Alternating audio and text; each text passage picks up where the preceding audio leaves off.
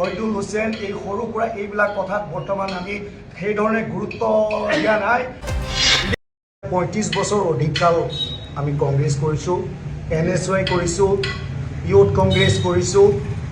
আমি এই ধৰণে কংগ্ৰেছ দল কৰি আহি আজি ৩৫-৩৬ বছৰ কাল আমি দল কৰি আছোঁ। মই কিন্তু ফয়দুল হুছেইন ডাঙৰীয়াক কোনোদিন মই মৰিগাঁও সিউত ভ্ৰমণত তেখেতক পোৱা নাই, কোনো মিটিঙত আৰু কোনো বিষয় বাবদ ফয়দুল হুছেইন ডাঙৰীয়া নাই। নমস্কাৰ, সাংবাদিক বন্ধু সকলোকে আমি মৰিগাঁও জিলা কংগ্ৰেছ কমিটিৰ পৰা আপোনালোকক ধন্যবাদ জনাইছোঁ। আৰু আজি যিটো বিষয়ৰ ওপৰত আমি আজি সংবাদ মেলখন আয়োজন কৰিছোঁ আপোনালোক সকলোৱে জ্ঞাত হৈছে। কাৰণ চাওক, আজি ফয়দুল হুছেইন ডাঙৰীয়া আমাৰ কংগ্ৰেছ দলৰ পৰা তেখেতে প্ৰাৰ্থিত্ব প্ৰত্যাশী আছিলে, টিকট বিচাৰিছিলে। তেখেতে এটা নীতিগত হিচাপে ধৰি লওক, দলৰ টিকটটো গণতান্ত্ৰিক দল, ইয়াত সকলোৱে বিচাৰিব পাৰে, সকলোৱে অধিকাৰ আছে। সকলোৱে বিচাৰিলেতো সকলোক দিবনে, এজনক টিকটটো দিব পাৰিব। সেই মৰ্মে দলৰ সিদ্ধান্ত, হাইকমাণ্ডৰ সিদ্ধান্ত যে দলৰ টিকটটো আমাৰ আসিফ মহম্মদ নাজাৰ ডাঙৰীয়াক দলৰ টিকট প্ৰাৰ্থিত্ব প্ৰদান কৰা হৈছে। এতিয়া নীতিগত হিচাপে যদি প্ৰকৃততে ফয়দুল হুছেইন ডাঙৰীয়া দলৰ আদৰ্শৱান যদি কৰ্মী হয়, আমাৰ প্ৰাৰ্থী যিজন আসিফ মহম্মদ নাজাৰ ডাঙৰীয়াক সুন্দৰ ধৰণে তেখেতে সহযোগ কৰি আমি দলটোক আগুৱাই লৈ যাব লাগিছে।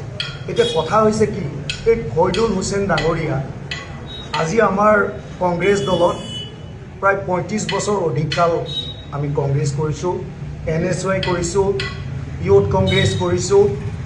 আমি এই ধৰণে কংগ্ৰেছ দল কৰি আহি আজি ৩৫-৩৬ বছৰ কাল আমি দল কৰি আছোঁ। এতিয়া এই ৩৫-৩৬ বছৰ কালত সঁচাৰ্থত ক'বলৈ গ'লে মই কিন্তু ফয়দুল হুছেইন ডাঙৰীয়াক কোনোদিন মই মৰিগাঁও সিউত ভ্ৰমণত তেখেতক পোৱা নাই, কোনো মিটিঙত আৰু কোনো বিষয় বাবদ ফয়দুল হুছেইন ডাঙৰীয়া নাই।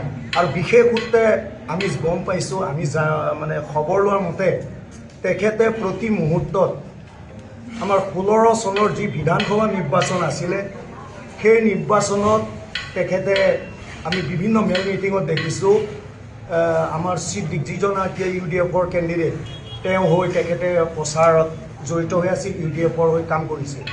তাৰ পাছত আমাৰ যি লোকসভা নিৰ্বাচন আহিলে, সেই নিৰ্বাচনতো আমি ফটো পাইছোঁ তেখেতে BJPৰ নিৰ্মল মমিনৰ লগত তেখেতে সভা সমিতি কৰা আমি ফটোত দেখিবলৈ পাইছিলোঁ। আৰু তেনেধৰণে আপোনালোকে গম পাইছে যে এতিয়া ছিদ্দিক আহমেদ ডাঙৰীয়া UDFৰ কেণ্ডিডেট, যোৱা বিধানসভা নিৰ্বাচনত আমাৰ UDFৰ লগত কংগ্ৰেছ দলৰ এলায়েন্স আছিল।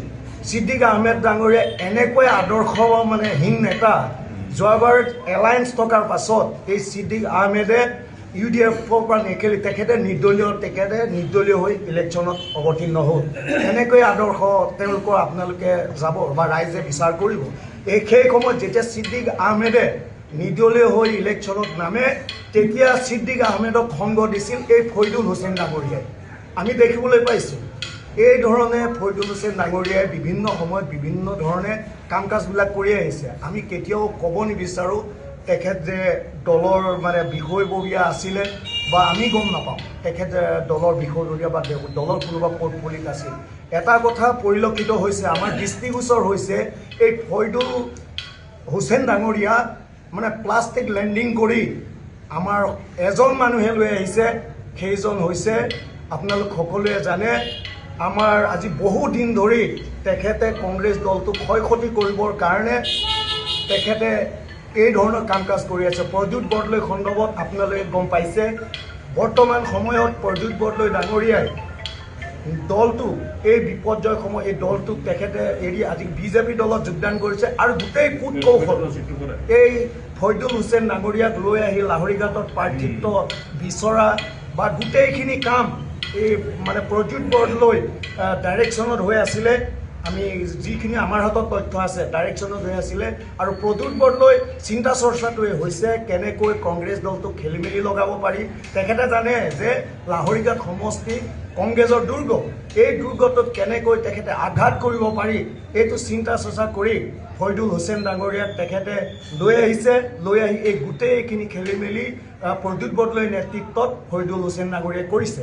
আৰু এতিয়া কথা হৈছে কি, কাৰণ ফয়দুল হুছেইন ডাঙৰীয়া যাব পাৰে, ব্যক্তিত্ব অধিকাৰ আছে, কোনে কোন দলত যায় এইটো আমাক ক'ব লগা নাই। কিন্তু মোৰ এটা আহ্বান আছে, কংগ্ৰেছৰ নেতা কৰ্মী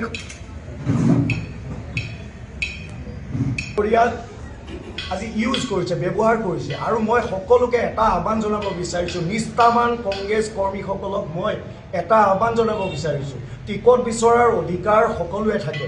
আপোনালোকে যদিবা ফয়দুল হুছেইন ডাঙৰীয়াক সংগ দিছিলে টিকট বিচৰাৰ ক্ষেত্ৰত, যিহেতু দলৰ পৰা তেখেতক প্ৰাৰ্থিত্ব প্ৰদান নকৰিলে, আমাৰ দলৰ পৰা যিজনক প্ৰাৰ্থী হিচাপে মনোনীত কৰিছে প্ৰত্যেকজন কৰ্মকৰ্তা, কংগ্ৰেছ দলৰ নেতা কৰ্মী, আমাৰ সকলোৱে এতিয়া এই যুদ্ধত আমি অৱতীৰ্ণ হ'ব লাগে, যুদ্ধত আমি নামি পৰিব লাগে। আমি বিপুল ভোটেৰে কি ধৰণে আমি আসিফ মহম্মদ নাজাৰ ডাঙৰীয়াক আমি ভোটত জয়যুক্ত কৰাই, বহু ভোটত জয়যুক্ত কৰাই আমি এজন বিধায়ক আমি আমাৰ সদনলৈ বিধানসভালৈ পঠিয়াব লাগে, তাৰ প্ৰতি সকলোৱে মনোনিৱেশ কৰিব লাগে। আমি জিলা কংগ্ৰেছৰ পৰা এটা সকলোকে অনুৰোধ ৰাখিব বিচাৰিছোঁ, কোনোবা জিলা কংগ্ৰেছৰ বিষয়ববীয়াই যদি এই ফয়দুল হুছেইন নামৰ এই মানুহজনৰ লগত দল ত্যাগ কৰি বা বিভিন্ন দলত যোগদান কৰিব বিচাৰে, আমি যদি গম পাওঁ মেল মিটিং কৰা কিবা এনেকুৱা ধৰণৰ দল বিৰোধী কাৰ্যকলাপত যদি আমি গম পাওঁ জিলা কংগ্ৰেছে, অনতি বিলম্বে সেইসকল ব্যক্তিক দলৰ পৰা বহিষ্কাৰ কৰা হ'ব। এইটো আমাৰ জিলা কংগ্ৰেছৰ সিদ্ধান্ত। আৰু মই এজন জিলা কংগ্ৰেছৰ সাংগঠনিক সাধাৰণ সম্পাদক, মই আজি আপোনালোকৰ সাংবাদ মাধ্যমৰ জৰিয়তে মই সেইসকল ব্যক্তিক আহ্বান জনাব বিচাৰিছোঁ, অনুৰোধ জনাব বিচাৰিছোঁ, আমাৰ এইটো ব্যক্তিকেন্দ্ৰিক দল নহয়, ব্যক্তিকেন্দ্ৰিক কোনো দল নহয়। আমি কাৰোবাৰ ব্যক্তি পূজা কৰিবৰ কাৰণে আমি দল কৰা নাই। দলৰ নীতি আদৰ্শৰ প্ৰতি আমি সদায় অনুগত, সকলোৱে দলটোৰ প্ৰতি আন্তৰিকতাৰে কাম কৰিব লাগিব। সেইটোৱে সকলোলৈ মই আহ্বান জনাইছোঁ যে আমাৰ এতিয়া আপোনালোকে গম পাইছে, এই নিৰ্বাচনত আমি সকলো কংগ্ৰেছ কৰ্মীয়ে কঁকালত টঙালি বান্ধি আমি গৌৰৱ গগৈয়ে কোৱাৰ দৰে যি এখন যুদ্ধ গৌৰৱ গগৈয়ে আহ্বান কৰিছে, এই যুদ্ধত প্ৰত্যেকজনে আমি এজন এজন নিপুণ সৈনিক হৈ আমি এই যুদ্ধত জঁপিয়াই পৰিছোঁ। এই ফয়দুল হুছেইন, এই সৰু সুৰা এইবিলাক কথাত বৰ্তমান আমি সেইধৰণে গুৰুত্ব দিয়া নাই। আৰু এই ব্যক্তিজন ফয়দুল হুছেইন যোৱাত যদিও অলপ প্ৰভাৱ পৰিব, কাৰণ তেখেত দলৰ পৰা টিকটটো বিচাৰিছিল যদিও ইমান ধৰণে প্ৰভাৱ নপৰে। আমি সম্পূৰ্ণভাৱে আত্মবিশ্বাসী, বহু ভোটত লক্ষাধিক ভোটৰ ব্যৱধানত আমাৰ আসিফ মহম্মদ নাজাৰ ডাঙৰীয়া এই সমষ্টিৰ পৰা, লাহৰীঘাট সমষ্টিৰ পৰা জয় হ'ব, এইটো নিশ্চিত।